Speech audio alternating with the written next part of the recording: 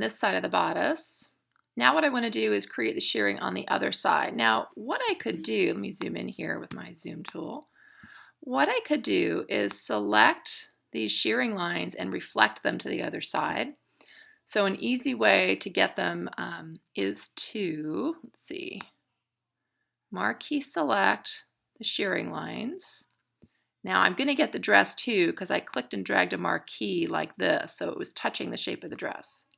I don't want the dress reflected, so what I can do is hold the Shift key and click right on the dress, let go of the Shift key, and now I've removed the dress from the selection. The Shift key will allow you to add items to a selection or remove items from a selection. So now I have just the shirring lines that I made. So now I'm going to reflect them to the other side. It might get a little messy, but it's a lot easier than drawing them all again. And oops, let me do that again. I pressed the wrong keyboard shortcut. So Alt-click on my center line, vertical and copy. Looks pretty good, but I do just want to delete these. This one, this one. And what I'm going to do is instead, I'll just go in and make a few by hand to fill in the empty space. I think that will be easier than doing them all again. Okay, now this one, I think what I can do is just move this line and maybe straighten out these handles a little bit. Oops. I think that looks better. And maybe this one I'll move to come from the seam there. So I think it looks pretty good. I think I do need to add a little seam here to here because the dress does have an overlap there. And now I'm going to add some more shirring lines that would be coming out from underneath the fold. Deselect, oops, so many lines, I'm accidentally clicking on them. Okay, deselect, maybe make another one like this, maybe right in here, maybe like that, maybe one more in here. Oops, deselect, and maybe one more like right here. Okay. Now, since I added those lines, they don't have the profile, so I'm going to click on one, hold the Shift key, click on another, keep holding the Shift key, click on the next one. Maybe I'll get this one over here. It makes it easier to go back and get this one.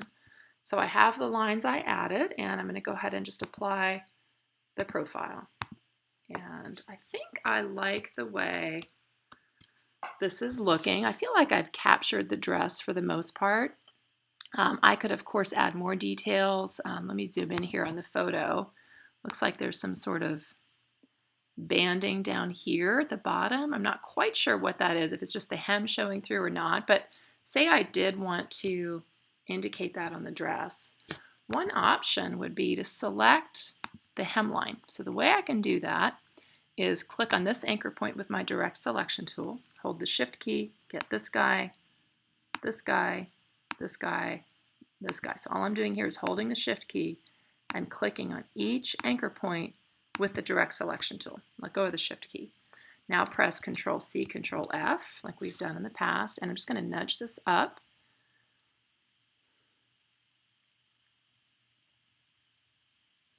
Now as I get higher, I can see it's really just not going to work. So I think what I'll do is I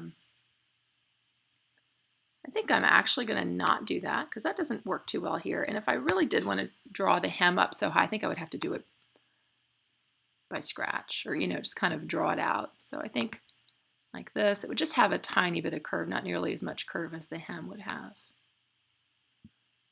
But I am trying to follow the overall curve of the hemline, just it's a little bit less exaggerated up here because there's not quite as much fullness.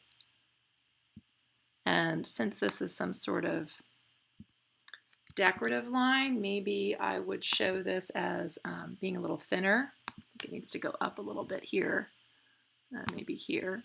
So I could experiment with it. Maybe if I make it 0.5, that looks more the way I want it. I think that looks nice. Maybe nudge this down and this. Could spend some time doing that.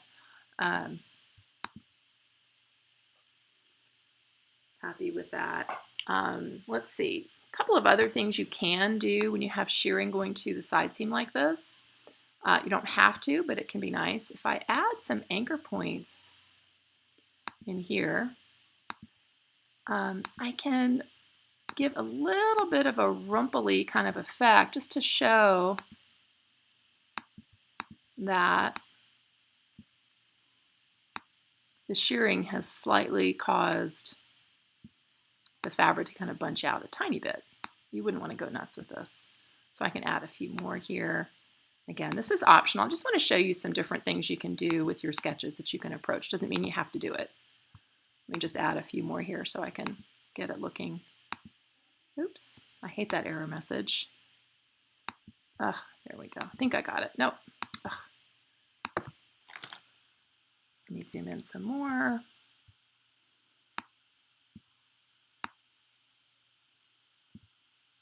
Noticing as I click and drag, things are snapping, and I must have that snap function turned on. So I'm going to go to View, and I don't.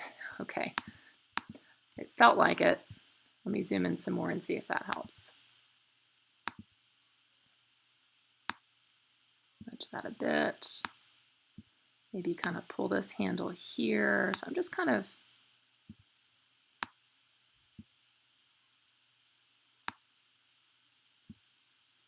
doing that. I just noticed this little